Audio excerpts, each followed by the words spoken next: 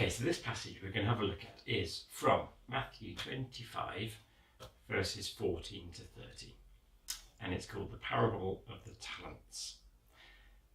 Okay, now, in this story, in this parable, there are 3 servants. And these servants are all entrusted with something to do.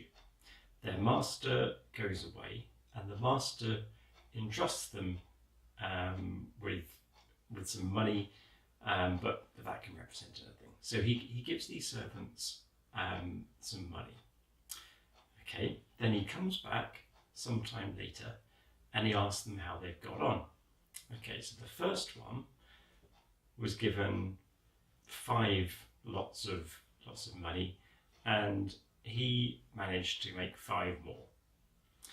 The second one was given 2 lots of money, and he managed to make 2 more.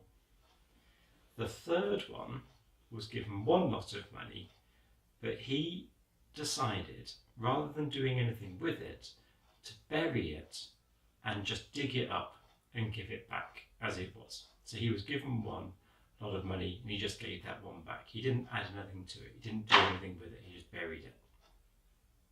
Okay, now the question is, which one of these 3 servants did the right thing? And it's a very tricky question, actually. It's perhaps harder than you think. Now the obvious answer is to say that it's this one, the one who was given 5 and made 5 more. If you watch The Apprentice on TV, this would be the one that would be hired. This is the one that has been the best business person. They were given a certain amount of resources and they doubled it. This one doubled it too. And in that analysis, this one is the one who was in the wrong. He wasted the opportunity he was given. Okay, but I don't think it's as simple as that, for a couple of reasons. Okay, I think it all depends basically on who we think the master is. Who is it who was giving them this money in the first place? I'm going to bring some more animals in. Could it be that the master who was giving them this money, who was entrusting them with this stuff to do, could it be that master represents God, which I'm going to represent here by this little lamb? Could it be that it's God who entrusts them with a job to do and gives them a job and then comes back to see how they've been getting on? Or is it someone very different? The Bible talks about, as a way of picturing this, as mammon. So is it an alternative evil power which is all to do with money and status and power? In a previous week we talked about the coins, the denarius, which had Caesar's face on it, and I tried to say that there's a choice. You can either choose to follow Jesus or you can follow Caesar. Caesar's perhaps another manifestation of mammon.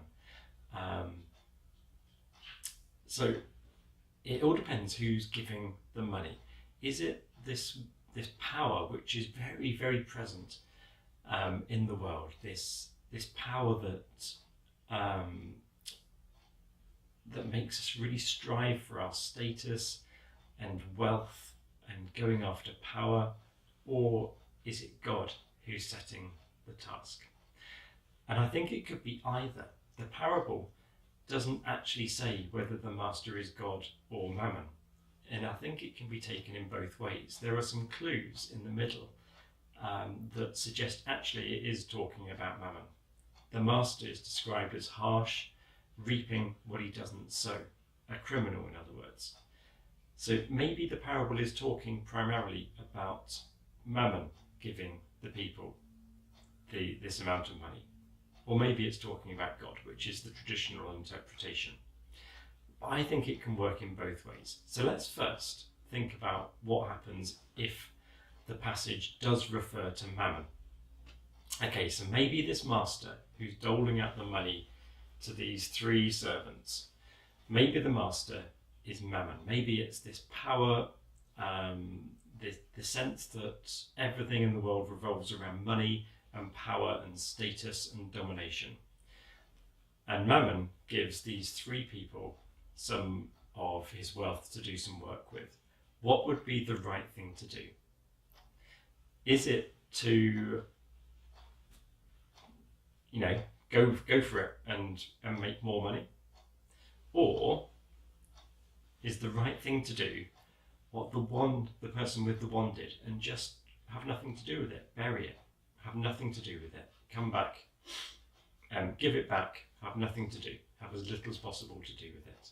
And I think that's what the gospel would be. When we're presented with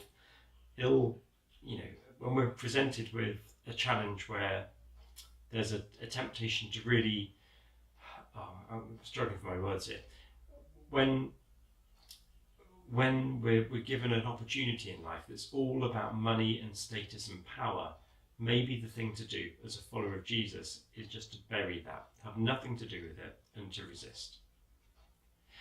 We're bombarded by pressures to look a certain way, to perform a certain way, to work all hours of the day. And I don't think any of that is really anything to do with the gospel. We need to know when to say no and to resist, not to overwork, not to overstress, particularly when that process of getting wealth means that people who are poor at the end of the chain suffer. Remember, we said that the master in this story reaps what he doesn't sow. He's effectively a criminal. He's getting his wealth off the back of the poor. If that's the case, we should have nothing to do with it at all. The one who buried his talent did the right thing. Now, that will make you unpopular with mammon, and mammon will throw you into the outer darkness, but that's what it means to be a Christian. So that's the first interpretation of this parable.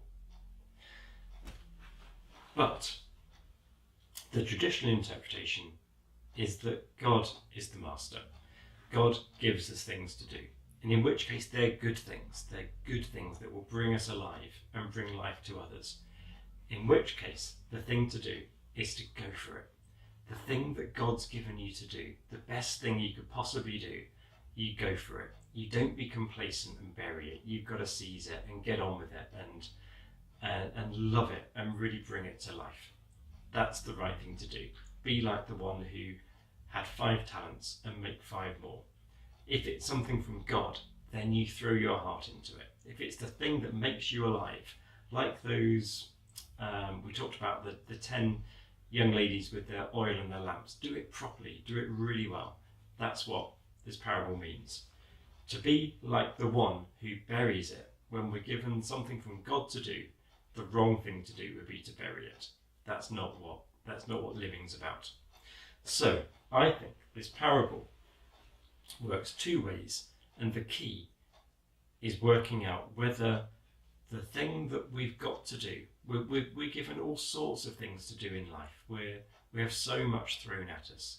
It's to work out whether it's from God, whether it's something that really brings us life, in which case go for it, or whether it's a pressure that just comes from mammon, status, power, wealth, in which case the right thing to do is probably to bury it. Okay, I hope that's helped. This is a difficult parable, and I'm sure you've got your own ideas what it means. I hope to see you on Sunday at church. Maybe you get a chance to discuss this, or tell me what you think. For now though, thank you. Bye bye.